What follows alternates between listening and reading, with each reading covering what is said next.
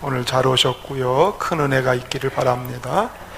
사람답게 잘 살기를 바라는데 어떻게 살아야 사람답게 잘 살까요? 단순한 말이지만 대답이 간단하진 않습니다. 보통은 좀 많은 것들을 소유해서 내가 살아가는데 누구 도움 받지 않고 내가 하고 싶은 일 좀 마음대로 하고 다른 사람에게 폐를 끼치지 않고 그저 이렇게 평안하게 살면 사람다운 게 아닌가. 틀린 말은 아니지만 더 중요한 것을 잊지 말아야 됩니다. 그건 뭐냐면 모든 관계 속에서 내가 지금 은혜로 살고 있다는 것을 깨닫는 거, 그게 사람다운 거예요. 깨닫는 거. 특별히 은혜로 살고 있다는 거죠. 더 나아가서 이 은혜를 잊지 않고 감사하면서 사는 것, 그게 사실 사람다운 삶이라고 할 수 있습니다. 여러분, 자식이 부모의 은혜를 잘 알고 살면 그거 잘 사는 거 아닙니까? 그렇죠? 예. 학생들이 스승의 은혜를 고마워할 줄 알면 그거 잘 사는 거죠. 잘 사는 게 무슨 공부 잘하고 많은 것들을 얻어야 잘 산다는 생각이 참 많은데 기본을 잘하는 게 잘 사는 거지요. 자연계를 보면서 무더위가 지나고 이렇게 선선한 가을이 오는 걸 보면서 이게 내 힘으로 사는 게 아니구나. 하나님이 이렇게 때를 따라 은혜를 주시는구나. 그것을 깨닫고 사는 게 그게 사람답게 사는 것이죠. 요즘 세상이 요란한 거, 막 끔찍한 거 왜 그렇습니까? 은혜를 망각했기 때문에. 그렇기 때문에 자꾸 세상은 요란하고 시끄러워집니다. 자, 그런 점에서 믿음의 대장부 다윗은 은혜를 아는 사람이었습니다. 오늘 본문은 하나님이 다윗을 왕으로 세우시고 그에게 언약을 하세요. 내가 이후에 너를 존귀하게 하고 너를 편안케 하고 내 후대가 든든하게 견고하게 서도록 하겠다라는 하나님의 언약을 들은 다윗이 너무 황송한 거예요. 하나님이 자기한테 이렇게 언약하는 게 너무너무 황송해요. 그래서 18절을 읽어볼까요? 시작. 다윗 왕이 여호와 앞에 들어가 앉아서 이르되 주 여호와, 나는 누구이오며 내 집은 무엇이기 나를 여기까지 이르게 하셨나요? 하나님 앞에 지금 꿇어 엎드렸어요. 하나님, 내가 누군데 나에게 이런 은혜를 주시는 겁니까?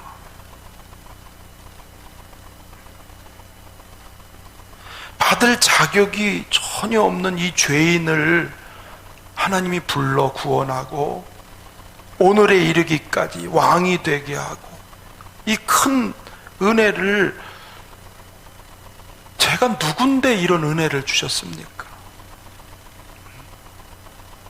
양치는 목동, 가장 천한 직업을 가진, 사람들이 쳐다보지도 않는 그런 나 같은 인생에게 하나님 지금까지 나에게 베풀어 주신 은혜가 얼마나 큰지 제가 말로 다 못하겠습니다. 거기에다가 앞으로의 될 일까지, 장래일까지 내가 너를 책임지고 보장하고 내 후대를 축복하리라. 19절을 한번 읽어보시면, 19절도요. 시작. 주 여호와, 주께서 이것을 오히려 적게 여기시고 또 종의 집에 있을 먼 장래일까지도 말씀하셨나이다. 주 여호와, 이것이 사람의 법이니다. 먼 장래일까지를 이렇게 약속하시니 이게 웬 은혜입니까? 여기서 이것이 사람의 법이니다가 좀 표현이 어색한데 이 뜻이 뭐냐면, 보통 사람에게 이렇게 친절하게 하고 사람에게 사랑을 베풀어 주는 것처럼, 하나님이 내가 누군데 그 높으신 하나님이 나 같은 인생에게 이렇게 해주시는 겁니까? 나같이 미미하고 보잘것없는 인생에게 이렇게 친절하게 언약을 맺어주신 하나님, 내가 더 드릴 말씀이 없습니다 할 정도로 은혜를 고백하고 있는 것이죠. 다윗이 믿음의 대장부로 살 수 있었던 비결은 은혜로만 가능했습니다. 할렐루야. 다윗은 그 은혜를 잊지 않은 사람이었습니다. 우리 성도님들은 내게 주신 은혜가 무엇일까요? 하나님이 내게 주신 은혜를 어떻게 기억하고 계시나요? 이렇게 표현하면 공감하시겠습니까? 우리는 다윗보다 더 큰 은혜를 받았다, 이러면 공감이 되세요? 시편 24편 7절 또 읽어봅니다. 시작. 문들아 너희 머리를 들지어다. 영원한 문들아 들릴지어다. 영광의 왕이 들어가시리로다. 영광의 왕 들어가시는 거예요. 이 뭐냐면, 다윗의 후대를 통해서 오실 메시아, 그분이 진짜 왕이신 거예요. 다윗은 앞으로 오실 메시아를 바라보고 너무 좋아서 기뻐서 오실 메시아를 보고, 우리는요 이미 오신 예수를 믿게 됐어요. 누가 더 큰 복을 받았나요? 그럼요, 하나님의 아들의 핏값으로 죄사함 받은 것보다 더 큰 은혜가 어디 있습니까? 왕이 된 은혜보다, 세상의 부귀와 영화를 누리는 복보다 하나님의 아들이 나를 위해서 세상에 오신 이 은혜를 못하고 비교할 수 있겠습니까? 그 죄 없으신 하나님의 아들이 십자가에 죽으셔서 그 핏값으로 인해서 내 중한 죄를 깨끗하게 씻어주시지 않았습니까? 그리고 하나님의 아들로 우리를 입적시켜줬어요. 다른 말로 하면 하늘나라 왕자가 된 거지. 그런 우리에게 하나님은 하늘나라를 상속하는, 하늘나라를 기업으로 받는 이 엄청난 은혜가 누구 안에서? 예수 안에서. 할렐루야. 에베소 2장 8절 9절 읽어봅니다. 너희는 그 은혜에 의하여 믿음으로 말미암아 구원을 받았으니 이것은 너희에게서 난 것이 아니요 하나님의 선물이라. 행위에서 난 것이 아니니 누구든지 자랑하지 못하게 함이라. 내 행위에 의해서 구원받은 게 아닌 거지요. 전적인 하나님의 은혜로 인해서. 할렐루야. 이제는 그분의 이름으로 기도하면 내가 시행하리라. 그분의 이름을 주셨어요. 아들의 이름으로 구하면 내가 들은다, 시행한다. 바울의 말대로 만삭되지 못한 자 같은 정말 연약한 인생, 무익한 인생을 하나님이 직분을 세우고 사명을 주어서 하나님 나라를 이 땅에 세우는 일꾼으로, 도구로 우리를 삼아주셨으니 이게 얼마나 큰 은혜입니까? 할렐루야. 그리고 장래의 일까지 약속했습니다. 요한복음 14장 16절 시작. 내가 아버지께 구하겠으니 그가 또 다른 보혜사를 너희에게 주사 영원토록 너희와 함께 있게 하리니. 구원해 주신 하나님은 영원토록, 지금부터 사는 날 하늘나라 가고 그 이후에까지 영원토록 내가 너희와 함께 하리라. 사도행전 1장 8절에는 우리에게 성령을 부어주셔서 예수의 권능을 힘입고 하나님의 나라를 증거하는 귀한 삶을 우리에게 주신 거예요. 다 은혜로 주신 걸 여러분 잊지 않기를 바랍니다. 문제는 이 큰 은혜를 잊어버리는 거예요. 은혜는 어디에다 새기죠? 은혜는 어디에다 새기죠? 물에다 새기잖아요. 원수는 어디에다 새겨요? 바위에다 새겨요. 은혜는 쉽게 흘러버리고 잊어버리고 남이 섭섭하게 한 거, 원수진 거는 바위 돌에다가 지워지지 않게. 그게 인간이에요. 그런데 정말 은혜의 사람은 누굽니까? 하나님의 은혜를 잊지 않는 거예요. 다윗이 그런 사람이에요. 그가 하나님의 은혜가 너무너무 커서 왕이 되자마자 첫 번째 한 일, 언약궤를 다윗 궁으로 모셔 들어옵니다. 언약궤는 하나님의 임재를 말하는 거지요. 즉 하나님을 이스라엘의 가장 중앙으로 모셔드리는 일을 첫째로 합니다. 내가 이 땅의 왕이 됐지만 이 나라의 진짜 왕은 여호와 하나님이십니다. 하나님이여 이곳에 오셔서 영광을 받으시옵소서. 하나님의 은혜를 잊지 않는 다윗은 그분을 왕으로 모시는 거예요. 그 언약궤가 들어올 때 성가대 악기를 동원하고 군대를 동원해서 환영식을 합니다. 상상이 되세요? 언약궤가 들어오는데 막 악기가 연주되고 성가를 부르고 군대들이 도열해 있고, 하나님은 VIP 너무 영어 발음이 좋아서 못 알아들으셔. 하나님은 최고이십니다. 하나님은 전부이십니다. 그분을 그렇게 환영하면서 왕의 채통을 다 어디다 내던졌는지 춤을 추고 즐거워하며, 어린아이가 아빠가 퇴근하고 들어올 때 좋아하는 것처럼 다윗은 하나님이 들어오시는 게 너무너무 좋아서 할렐루야, 바지가 다 내려가는 것도 모르고. 그게 은혜 받은 자의, 잊지 않는 자의 모습이지요. 그리고 이 사무엘하 7장을 읽어보면 주의 종이라는 단어가 9번 써집니다. 주의 종이, 주의 종에게. 자기는 왕이지만 하나님 앞에서는 나는 종입니다.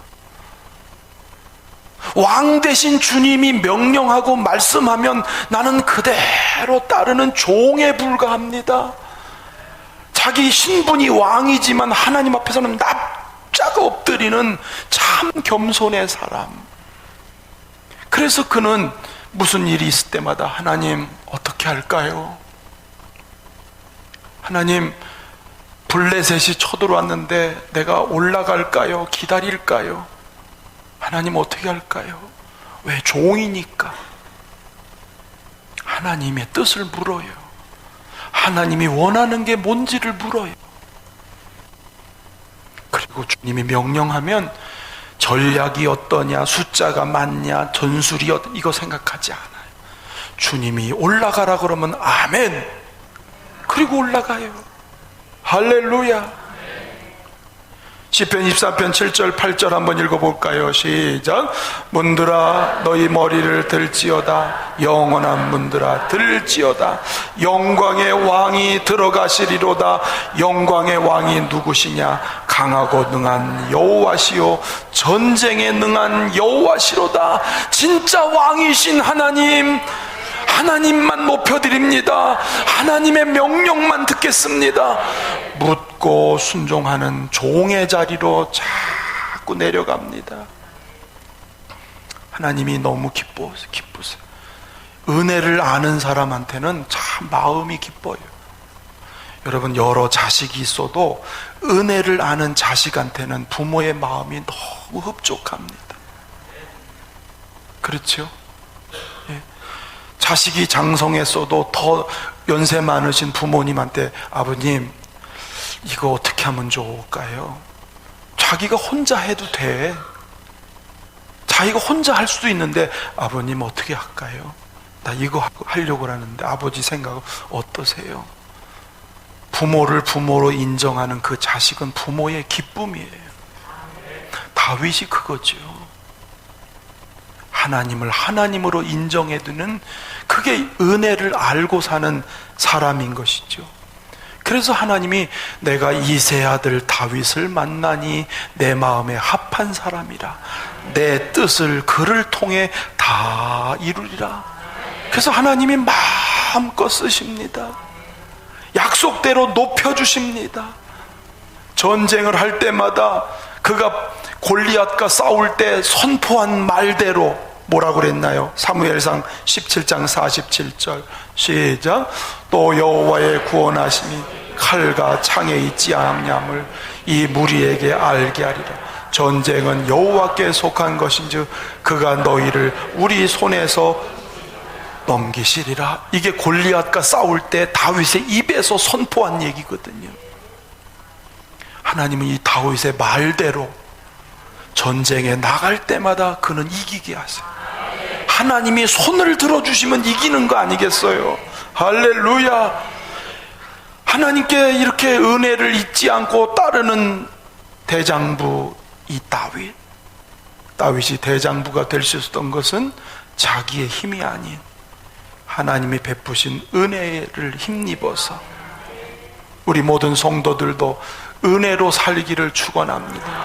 은혜가 점점 깊어지기를 축원합니다. 전에 제가 고 이호령 교수 얘기를 했는데 한 번 더 얘기할게요. 암투병하면서 인생의 끝자락에 섰을 때 마지막 수업이라는 책을 썼죠. 그 책 속에 기자가 교수에게 질문을 합니다. 교수님, 인생을 이만큼 살면서 깨달은 진리가 있다면, 진실이 있다면 무엇인가요? 이 교수님이 대답을 합니다. 내게 있는 모든 게 선물로 받은 거라는 깨달음, 선물로 받았다는 거예요. 여러분, 시대의 지성인이라고 명칭이 됐지요. 시대의 지성인인 정말 뛰어난 학문과 지식을 가진 그분이 지금까지는 자기가 한 것 같았대. 내 힘으로 된 건 줄 알았대. 근데 예수 믿고 회개하고 세례받고 나서 그가 인생의 끝자락에 서서 보니까 모든 게 하나님이 선물로 주신 것, 지성도 하나님의 선물, 가정도 하나님의 선물, 내가 이렇게 높여지고 장관이 되고 내가 이렇게 크게 쓰임받으며 살았던 모든 게 하나님이 주신 선물이었다. 할렐루야. 이 고백이 뭐냐면 은혜로 살아왔다. 그가 그래서 죽을 때 은혜로 살았던 삶이기 때문에 죽는 것도 은혜라. 아멘. 그 맞잖아요. 살아온 게 은혜면 죽는 것도 은혜지. 죽음을 기쁘게 받아들이며 인생을 마감하셨습니다. 여러분, 예수를 믿는다는 게 무엇일까요? 생각해 보셨죠? 예수를 믿는다는 게 뭘까요? 그냥 교회 열심히 다니는 건가?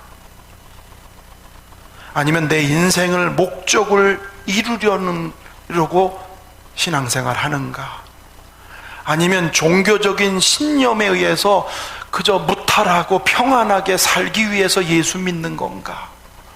부분적으로 다 틀린 얘기는 아니지만 정답은 아니에요. 누가 저한테 그런 얘기를 하시더라고요. 이제는 꽃길만 가세요. 저한테 고생했으니까 이제 꽃길만 가세요. 뜻은 알아요. 제가 뜻은 알지만 목회가 꽃길인가요? 속으로 속으로 목회가 꽃길인가요? 아무리 좋아도 거기에는 어려움도 있고 문제가 있지요. 예수님이 꽃길을 가셨으면 나도 꽃길 가야 되지만 예수님은 가시밭길 가셨는데, 여러분, 예수님을 믿는다는 건 뭐냐면 우리 인생은 어차피 가시밭길을 가요. 광야를 걸어가요. 풍랑의 바다를 걷는 게 우리 인생이에요. 꽃길이 아니에요. 그런데 보십시오, 가시밭길을 걸어가도 하나님의 은혜가 있으면, 그 하나님의 은혜를 알면 가시밭길 또 기쁘게 가는 거고, 가시밭길 또 신날 수 있는 거고, 할렐루야. 그게 은혜의 힘인 겁니다. 할렐루야. 옆 사람한테 이렇게 해서 꽃길 바라지 말고 은혜로 살아갑시다. 시작.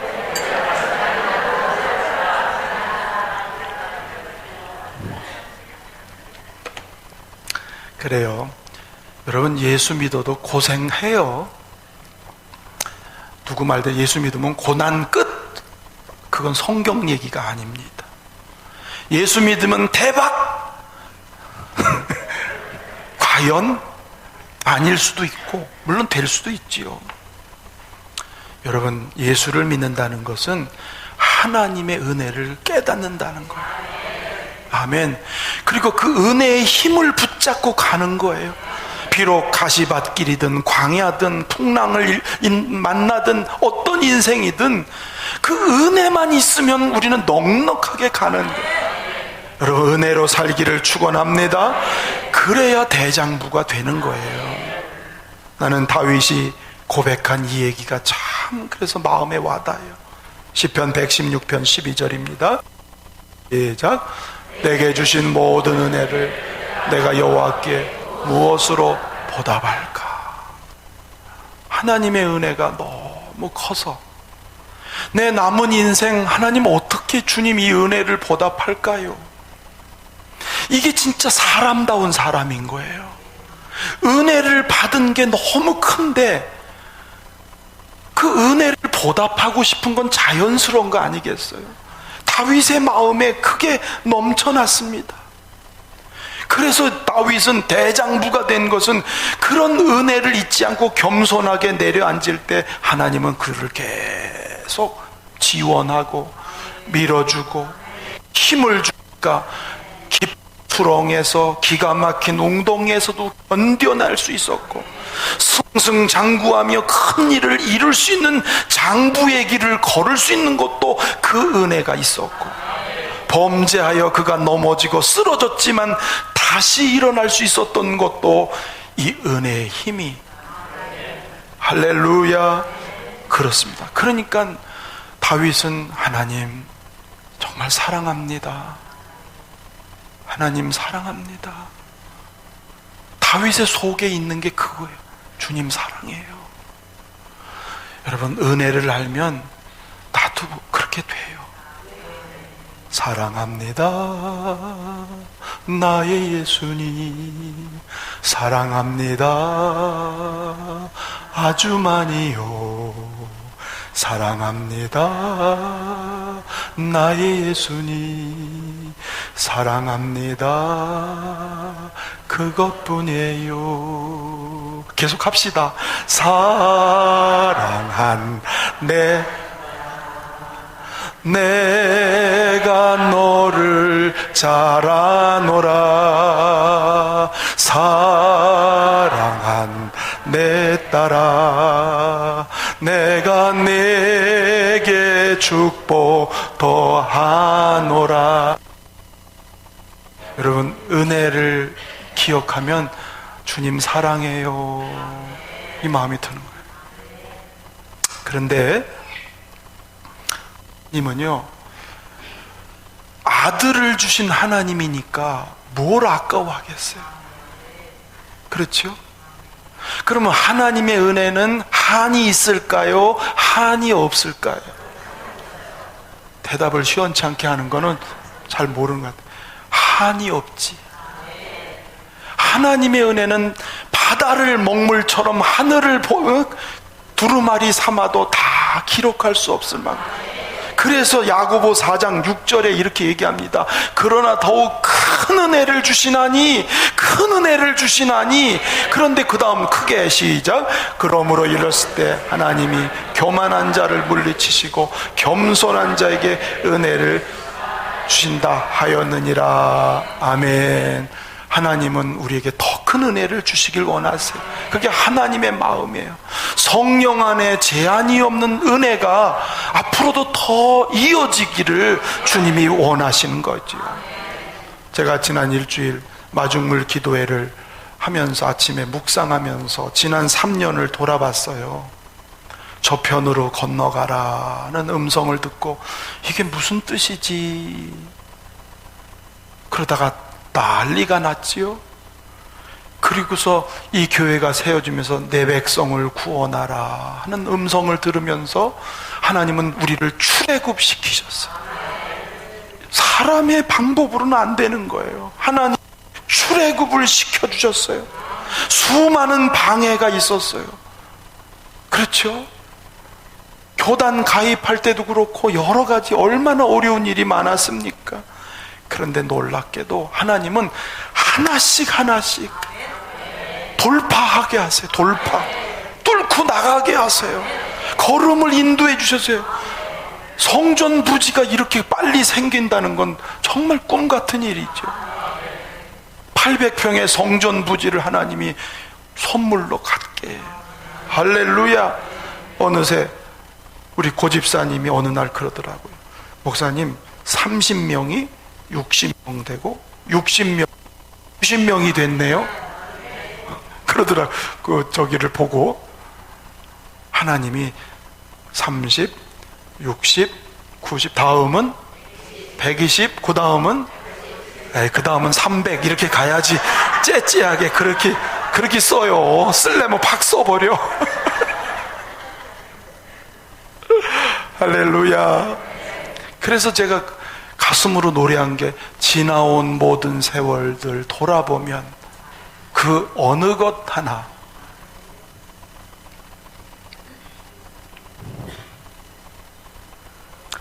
주님 손길 안 미친 게 전혀 없네. 너무너무 감사했습니다. 다 은혜로 됐습니다. 그런데 하나님은 더 큰 일을 하실 거예요. 이후로도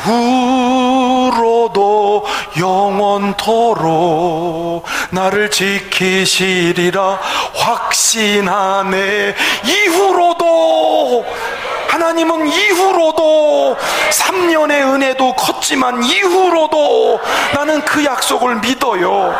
아직 최고의 때가 온 것은 아니에요. 그런데 문제는 겸손해야 돼. 교만하면 하나님 줬던 것도 뺏어. 겸손한 대로 물이 흘러가. 은혜의 물이 흘러가요. 할렐루야. 자칫 교만해지면 자만해지면 자랑하게 되고 안주하게 되고 익숙한데 이제 편안하게 되고 그러다 보면 원망도 나오고 불평도 나오고 교만이 오면 문제가 돼요. 겸손해지면 은혜가요 발목에서 무릎으로, 무릎에서 허리로, 그리고 어깨까지, 그리고 헤엄칠 만큼 풍성한 하나님의 은혜. 할렐루야. 저는 하나님이 주실 것을 믿습니다. 믿습니다. 어떻게 해야 된다고요? 겸손한 사람이 되면 은혜를 주십니다. 옆에 분 축복합시다. 겸손하면 하나님이 축복하십니다.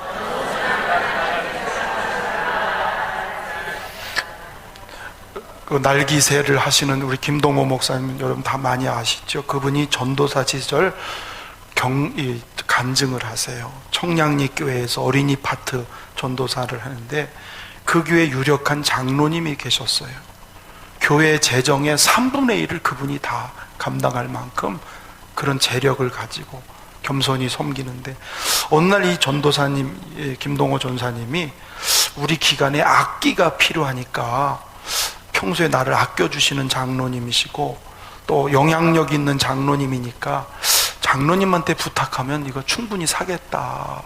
당에 가서 좀 얘기 좀 해달라는 거지. 근데 장로님이 전도사님 저는 당에 가서 아무 말도 안 합니다. 만일 당에 가서 제가 얘기하면 제가 주인 노릇하는 것처럼 보여요. 내가 이렇게 뭐 교회 일 많이 한다고 자꾸 말하면 내가 결국은 이 교회 주인이 돼요. 나는 그러고 싶지 않아요. 전사님 그때 충격을 받았어요. 아, 이게 겸손이구나. 많이 하고도 자기가 아니라고. 그래서 이 김동호 전사님이 그때 이 장로님을 하나님이 계속 축복하는 이유를 알았기에 자기도 목회하면서 자칫하면 목사가 교회 주인 되기가 쉬운데 평생 나는 그런 올무에 사로잡히지 말아야지.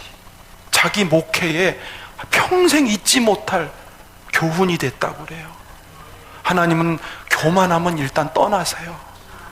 겸손하면 한량없이 부어주세요. 저도 그 간증을 듣고 아, 목회 참 조심해야 되겠다, 그런 생각을 갖습니다. 3년 동안 하나님이 우리 교회에 행하신 일들, 다음 주면 창립주일 임직식을 하는데 고린도전서 15장 10절의 고백으로 했으면 좋겠습니다. 자, 같이 읽어볼까요? 그러나 나 된 것은 하나님의 은혜로 된 것이니 내게 주신 그의 은혜가 헛되지 아니하여 내게 모든 사도보다 더 많이 수고했으나 내가 한 것이 아니요 오직 나와 함께 하신 하나님의 은혜로다. 여기 보니까 은혜란 말이 3번 나와요. 3번. 다 하나님의 은혜다. 사실 다윗은 목숨을 잃을 위기를 몇 번 넘기면서 복음 전했고 기독교 역사의 큰 줄기를 이어간 사람이에요. 그래서 존경하거든요. 근데 본인은 내가 누구보다 수고했지만 다 하나님의 은혜로다. 할렐루야. 이렇게 겸손과 사랑으로 내려가면 그게 기적의 마중물이에요. 하나님은 한량없는 은혜를 우리 열린문교회와 또 여러 성도들에게 충만하게 부어줄 줄로 믿습니다. 할렐루야.